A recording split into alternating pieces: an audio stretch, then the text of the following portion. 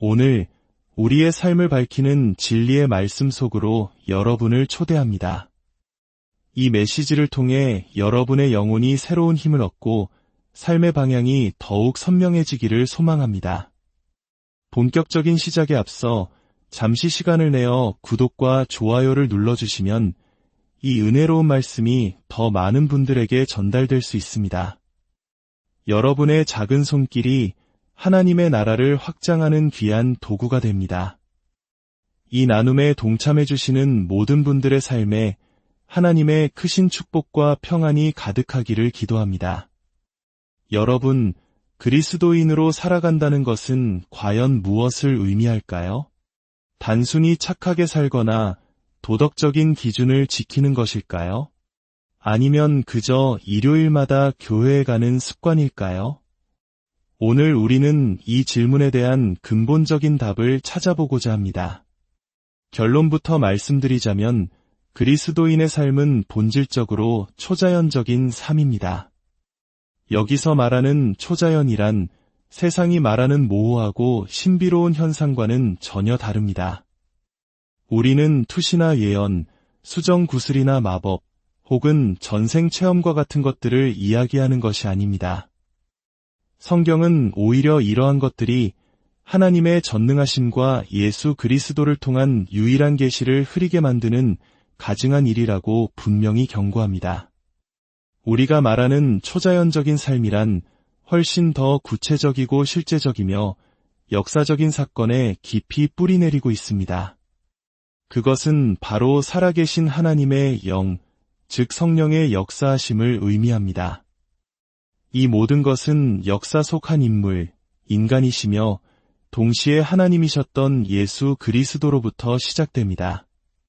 그분은 우리의 죄를 위해 십자가에서 죽으셨고 죽음을 이기고 다시 살아나셨으며 지금은 아버지 하나님의 우편에서 온 세상을 다스리고 계십니다.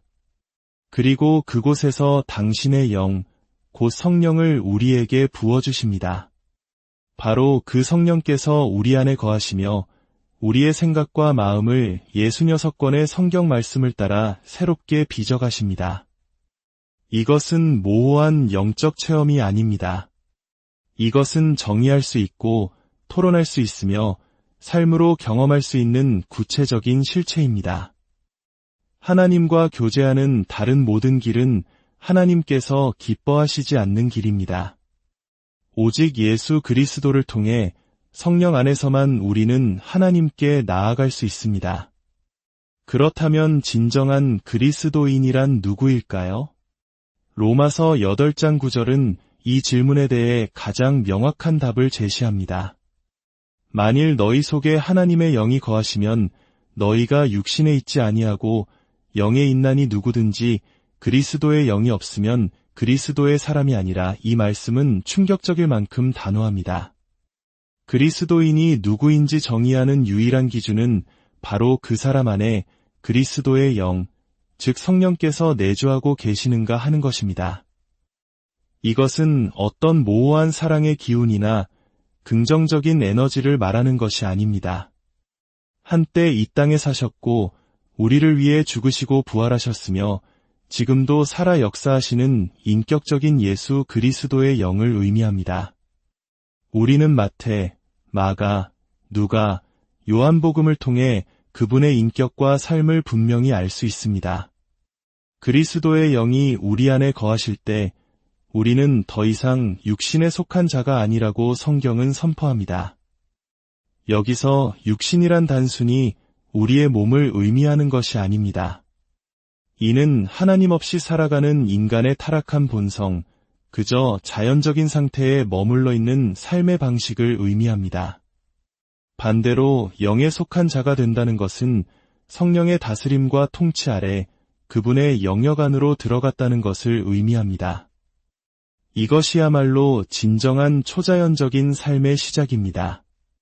그렇다면 이 놀라운 변화는 우리 안에서 어떻게 일어나는 것일까요? 사도 바울은 로마서에서 마치 한 편의 논증처럼 이 과정을 치밀하게 설명합니다. 그 여정을 함께 따라가 보겠습니다. 먼저 우리는 우리의 절망적인 상태를 직시해야 합니다. 로마서 8장 7절과 8절은 이렇게 말합니다. 육신의 생각은 하나님과 원수가 되나니 이는 하나님의 법에 굴복하지 아니할 뿐 아니라 할 수도 없음이라. 육신에 있는 자들은 하나님을 기쁘시게 할 수 없느니라. 이것이 바로 성령이 없는 우리의 본래 모습입니다. 우리의 생각 자체가 하나님과 원수가 되어 하나님의 법, 즉 그분의 선한 뜻에 복종하기를 싫어할 뿐만 아니라 복종할 능력조차 없다는 것입니다. 우리는 마치 죄의 노예처럼 하나님을 기쁘시게 하고 싶어도 그럴 수 없는 도덕적 무능력 상태에 빠져 있었습니다. 이는 누군가 우리를 쇠사슬로 묶어놓은 물리적인 무능력이 아닙니다. 스스로의 교만과 자기중심성, 세상의 쾌락을 너무나도 사랑한 나머지 거룩하신 하나님을 사랑할 수 없게 된 영적인 무능력입니다. 그리고 우리는 이 무능력에 대해 전적인 책임이 있습니다. 이처럼 절망적인 상태에서 어떻게 변화가 시작될 수 있을까요? 바로 여기에 성령의 초자연적인 역사가 나타납니다. 우리 안에 반역적인 마음을 잠재우시고 완고한 마음에 하나님의 법을 새겨주십니다. 그렇게 우리에게 생명과 평안을 주십니다. 이것이 변화의 핵심 동력입니다. 로마서 8장 6절은 말합니다. 육신의 생각은 사망이요 영의 생각은 생명과 평안이니라. 성령께서는 죽어있던 우리의 영에 새로운 생명을 불어넣으십니다. 이 새로운 생명은 우리 안에 새로운 생각 또는 마음의 태도를 만들어냅니다. 이것이 변화의 세 번째 단계입니다. 이전에는 육신적인 것, 세상적인 것들을 소중히 여기고 추구했지만 이제는 성령께서 기뻐하시는 것들을 사모하게 됩니다. 하나님의 말씀을 사랑하게 되고 예배를 기뻐하며 성도들과의 교제를 즐거워합니다. 희생과 섬김을 통해 다른 사람을 사랑하게 되며 온 세상을 하나님의 영광이 빛나는 새로운 관점으로 바라보게 됩니다. 우리의 생각과 가치관 전체가 성령 안에서 재정렬되는 것입니다. 이 새로운 마음의 태도는 자연스럽게 새로운 삶의 방식, 즉 새로운 걸음으로 이어집니다. 이것이 네 번째 단계입니다. 로마서 8장 4절은 우리가 그 영을 따라 행하게 된다고 말합니다. 우리의 일상적인 선택과 행동이 더 이상 육신의 욕망을 따르지 않고 성령의 인도하심을 따르게 되는 것입니다. 마침내 이 새로운 걸음은 놀라운 목적지에 도달합니다. 바로 율법의 요구가 이루어지게 하는 것입니다. 이것이 마지막 5번째 단계이자 이 모든 변화의 목표입니다. 율법의 핵심 요구는 무엇일까요? 바로 사랑입니다. 하나님을 사랑하고 이웃을 사랑하는 것. 이전에는 우리 자신의 힘으로는 결코 이룰 수 없었던 그 사랑의 삶을 우리 안에 내주하시는 성령의 능력으로 살아내게 되는 것입니다. 이것은 규칙을 억지로 지키는 차가운 순종이 아니라 새로운 생명과 새로운 마음에서 자연스럽게 흘러나오는 따뜻한 사랑의 실천입니다. 정리해 보겠습니다. 우리는 본래 하나님과 원수되어 그분의 법을 지킬 수 없는 절망적인 존재였습니다. 그러나 하나님께서 성령을 통해 우리에게 새로운 생명을 주셨고 그 생명은 우리 안에 새로운 마음과 생각을 창조했습니다. 이 새로운 마음은 성령을 따르는 새로운 삶의 걸음으로 우리를 인도하며 마침내 그 걸음은 사랑이라는 율법의 완성을 이루어냅니다. 이 모든 과정은 처음부터 끝까지 우리의 노력이 아닌 전적인 성령의 초자연적인 역사입니다. 사랑하는 여러분, 여러분의 삶 속에 역사하시는 이 성령의 사역을 사랑하십니까?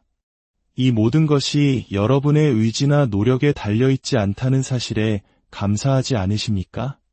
그리스도의 영이 여러분 안에 거하신다면 여러분은 더 이상 육신에 속한 자가 아니라 영에 속한 자입니다. 여러분은 이미 그 끔찍한 반역에서 승리했습니다. 물론 우리의 삶은 여전히 불완전합니다. 우리는 넘어지고 실수합니다. 하지만 그럴 때마다 우리 안에 계신 성령께서 우리를 다시 일으켜 세우시고 새롭게 하시며 계속해서 이끌어 주실 것입니다. 오직 믿음으로 성령의 역사를 받아들이십시오. 그리고 그분의 인도하심에 여러분의 삶을 내어 맡기십시오. 이제 함께 기도하겠습니다. 거룩하신 아버지 하나님, 오늘 말씀을 통해 그리스도인의 삶이 얼마나 놀라운 초자연적인 은혜인지를 깨닫게 하시니 감사합니다. 저희의 힘으로는 결코 하나님을 기쁘시게 할 수도 당신의 법을 사랑할 수도 없었음을 고백합니다. 이런 저희에게 그리스도의 영, 성령을 보내주시어 새로운 생명과 새로운 마음을 주시니 감사합니다. 이제는 육신의 생각을 따르지 않고 오직 성령을 따라 행하며 사랑으로 율법의 요구를 이루는 삶을 살게 하여 주시옵소서. 이 말씀을 듣는 모든 성도님들의 삶 가운데 성령께서 충만하게 역사하여 주시고 날마다 그 능력 안에서 승리하는 기쁨을 누리게 하여 주시옵소서. 우리를 구원하신 주 예수 그리스도의 이름으로 기도합니다.